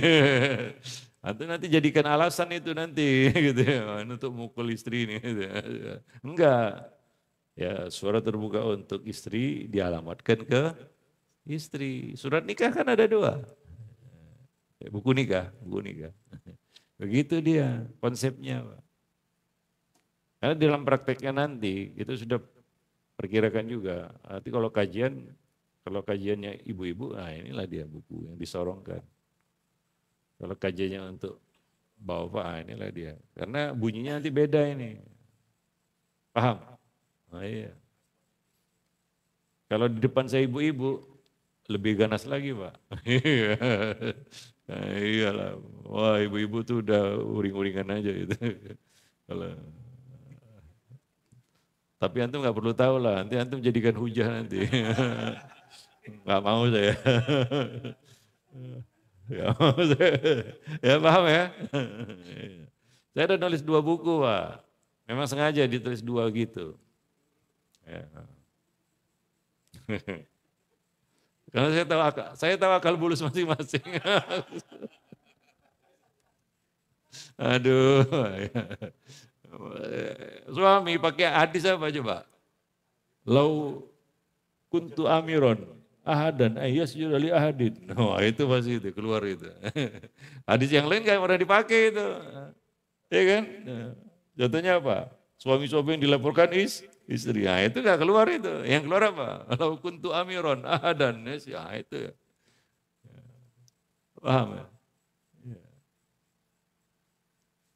Wallahu alam bisawab. Ada lagi? Ya, ya Pak, silakan. Mau siapa? Ya silakanlah. Nah,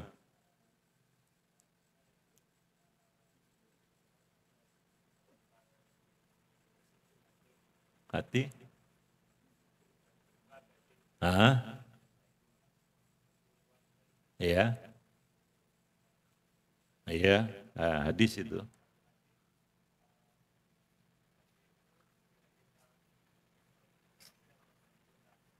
Ah, binti hitam ya. Iya, ah,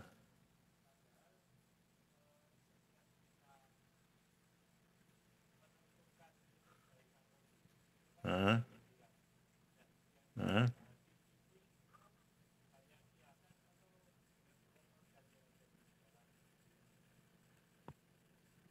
Antum mau terjemahannya atau sarahnya ini? Iya, beda.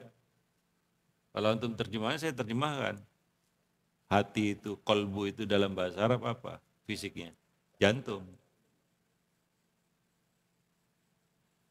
Kolbu dalam bahasa Arab artinya jantung. Ini bicara bahasa ya. Kalau hati yang atau maksud hati itu liver ya, itu kabid namanya. Ini jantung sebelah kiri, kabid sebelah kanan. Redaksi hadis kabid atau kolbu. Kolbu apa itu? Jantung. Kenapa orang Arab bilang jantung kolbu? Nah, apa? Bolak-balik. Dia yataqal labu. Antum memang pernah ngelihat jantung? Muter-muter gitu, bolak-balik gitu, muter-muter atas bawah itu gimana coba?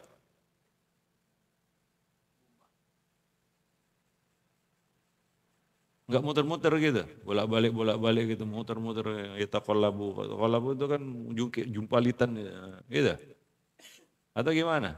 Pernah antum belah dada? Atau lihatlah animasinya.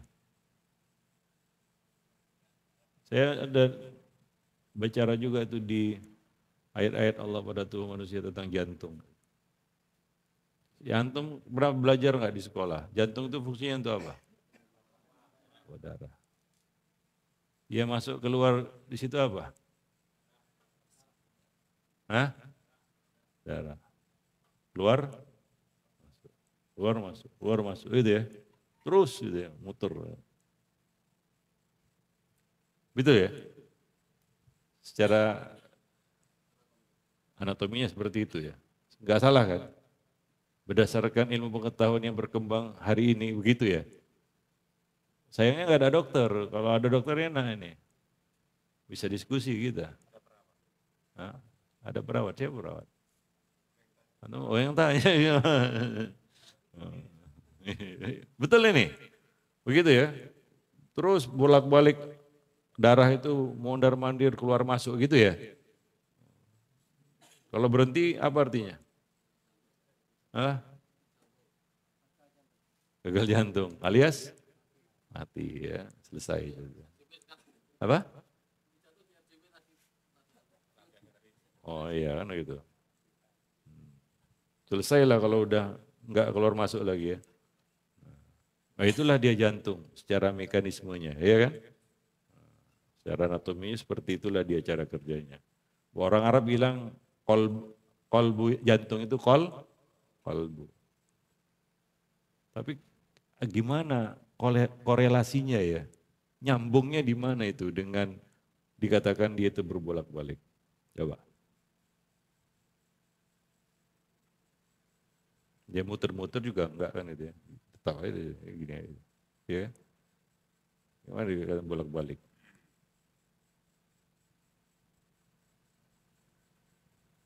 Bolak-balik apanya?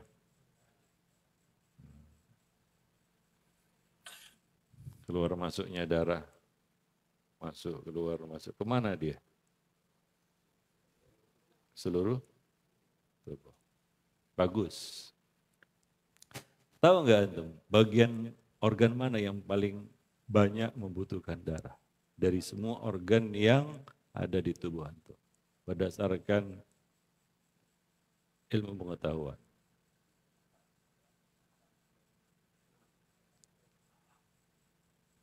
Organ tubuh apa yang paling banyak mendapat suplai darah yang dipompa dari jantung dan ke jantung? Organ apa itu? Apa? Bagus. Bukan asal-asal jawab itu ya. Memang ilmu pengetahuan antum yang jawab itu. Betul jawabannya. Oh, otak. Otak kira-kira berapa persen lah? Nah, saya sebutkan itu di ayat-ayat Allah pada tubuh manusia. Seru juga bahas. Saya suka baca buku ayat-ayat Allah pada tubuh manusia itu. Itu tauhid rububiyah itu. Berapa persen coba? Otak itu membutuhkan suplai darah dari jantung.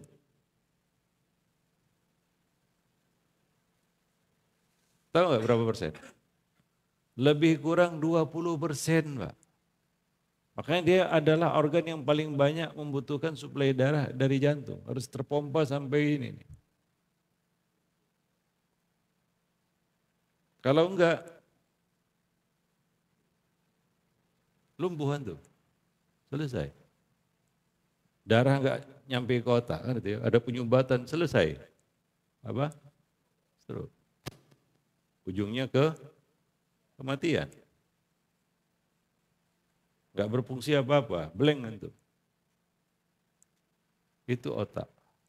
Kalau tadi katakan, nah itu kan gimana kita bisa mengeksekusi, tahu ini itu. Karena kita kan berpikir, iya, antum berpikir gimana? Kerja otak itu gimana? Kalau dia nggak dapat suplai darah dari jantung, dia bisa apa? Nggak bisa apa-apa. Kalau berlebih, itu bahaya juga. Kurang juga bahaya. Dia harus dapat porsi yang tepat. Pas. Ya. Nah, organ tubuh yang bertanggung jawab untuk itu adalah jantung. Jadi bukan semata-mata kerja otak. Bukan otak semata yang menentukan di situ. Antum kalau enggak ada suplai darah ke otak, antum bisa mikir apa? Enggak bisa mikir apa-apa. Ternyata ini cuma alat saja. Tanpa asupan darah ke situ, antum enggak ada apa-apanya. Begitu cara kerjanya. Maka ada kaitan antara otak dan jantung? Ya sangat. Makanya kalau antum agak beleng dikatakan apa? Belum minum aqua. Kan? Beleng ini kan itu ya. Ya ditanya apa, dijawab apa gitu. Gak nyambung sini, gak kerja di sini. Jadi itulah dia.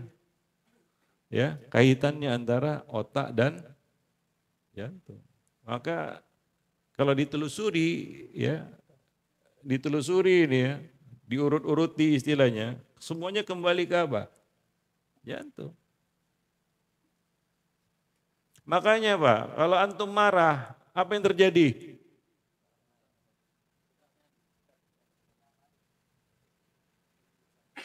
Lebih kencang dari yang biasa. Biasanya jantung itu memompa lebih kurang 70 sampai 80 kali per menit. Itu normal. Ketika marah itu bisa 2 kali lipat. Kalau antum pakai jam Garmin yang ada alat ukur BPM-nya, beat per menitnya ya, detak jantung itu. Normalnya itu ya 70, 80 ya. Itu orang dewasa normal. Kalau antum sedang olahraga berat, itu bisa sampai 150, 160. Kenapa marah itu bahaya? Ketika orang marah itu bisa, kalau antum pakai jam Garmin sambil marah-marah itu, antum bisa lihat diukur gitu, itu bisa sampai 200 Pak. Kerja jantung itu, beat per menitnya, BPM-nya, ukurannya itu. Berdegup lebih kencang. Kadang-kadang kalau sudah emosi muncul itu napas pun terengah. Makanya Nabi berkata dalam hadis, la ghalaqa fit tolak. Tidak ada tolak pada saat golak. Disebut marah itu golak, godop. Kenapa disebut golak sama Nabi? Karena golak itu kan artinya tertutup. Apa yang tertutup? Otak. Nggak bisa mikir. Oleh karena itu kalau antum mentalak istri waktu marah, kalau sudah nggak marah lagi, oh siapa bilang gitu ya. Istri secantik itu masa ditalak, nggak mungkin. Padahal tadi talak-talak, ya kan? Kenapa? Sedang marah, nggak waras, nggak jalan di sini, karena sedang marah. Maka marah itu menutup fungsi otak. Artinya apa? Antum melakukan hal-hal yang kadang-kadang nggak masuk akal. Dinding ditumbuk kan gitu ya. Untuk apa juga habis itu sakit. Lagi marah. Piring dilempar, pecah. Habis itu beli lagi. Ini terkunci. Walak kata Nabi. Karena antum marah. Sini nggak normal. Makanya antum diajari untuk sakinah kan gitu ya. Sholat datang jangan terburu-buru dari setan. Yang terganggu apa? Kerja jantung. Itu kaitannya ya antara otak dan jantung. Itu kalau antum mau penjelasannya lebih panjang lagi kan begitu ya. Sangat erat banyak itu disyaratkan di dalam nas-nas syariat. Hubungan antara jantung dan otak. Ya. Wallahu a'lam bishawab. Ya. Pak. Tadi mau nanya. Udah hilang pertanyaannya atau Cukup. masih ingat? Ya. Cukup barangkali nggih. Ya, satu lagi. Oh, nggih. Ya, silakan Pak. Terakhir.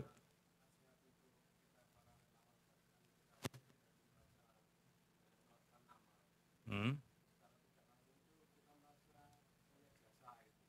Hmm.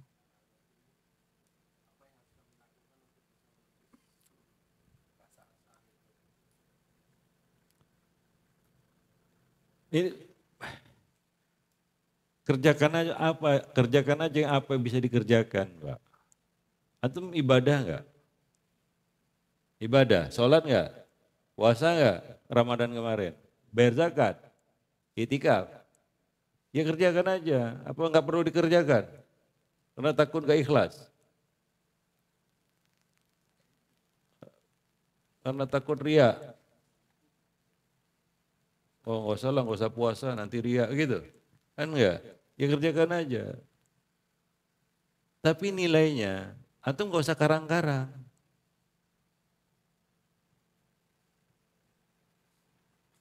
Paham?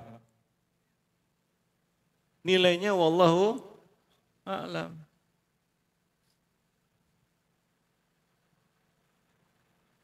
Ya supaya kita lebih ikhlas aja gitu. Lebih tawadu aja. Iya kan? Iya. Antum berdakwah aja. Nilainya kan kita juga nggak tahu.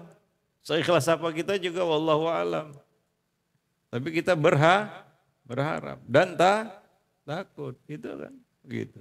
Walladzina yu'tuna ma atau wa qulubuhum wajilah. Itu.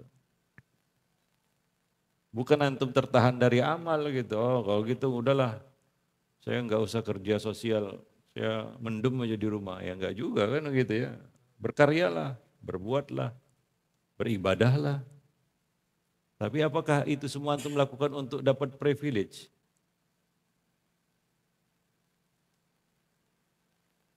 Enggak ya. Karena kita juga enggak tahu nilainya apa. Bisa enggak ada nilainya ini? Bisa. Makanya saya sampaikan tadi siang atau kemarin kata-kata mutiaranya. Jangan percaya kalau ada orang muji ibadah kita, amal kita. Jangan percaya.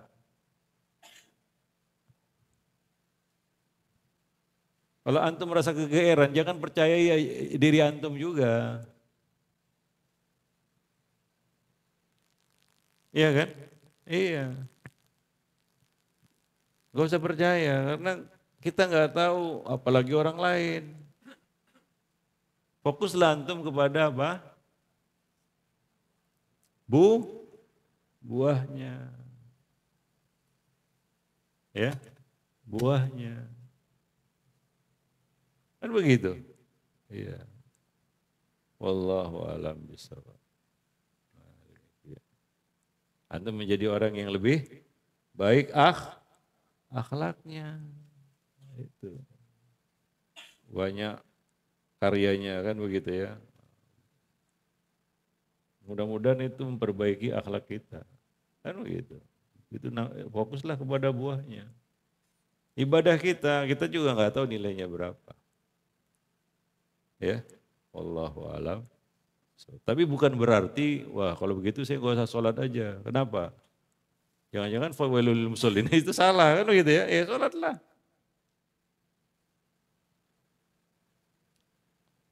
Puasalah. Berhajilah kalau antum bisa berhaji kan gitu ya. Berkaryalah selama antum bisa berkarya. Khairun nas.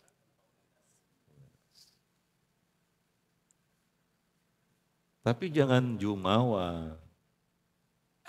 Ya. Nah, demikian. Wallahu a'lam bishawab. Ngerti nggak ini? Ya. Ya.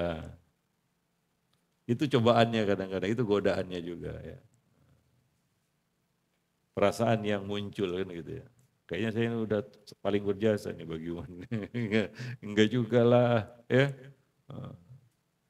Ya kalau ada kebaikan itu alhamdulillah kan begitu ya. Mudah-mudahan bermanfaat kan begitu. Tapi kita ini ditempa dengan amal kita supaya menjadi orang yang berakhlakmu. Wa ahsin kama ahsanallah ilaika. Wallahu a'lam bishawab. Belum selesai lagi nih, masih panjang lagi. 2 pertemuan lagi ya. Ya silakan istirahat. Besok pagi jangan lupa ya PR-nya. Ya. Sampai di sini dulu pertemuan kita. Subhanakallah bihamdik. Asyhadu an la ilaha illa anta astaghfiruka wa atubu ilaik. Assalamualaikum warahmatullahi wabarakatuh. Waalaikumsalam warahmatullahi wabarakatuh. Syukran jazakallah khairan atas faedah ilmu.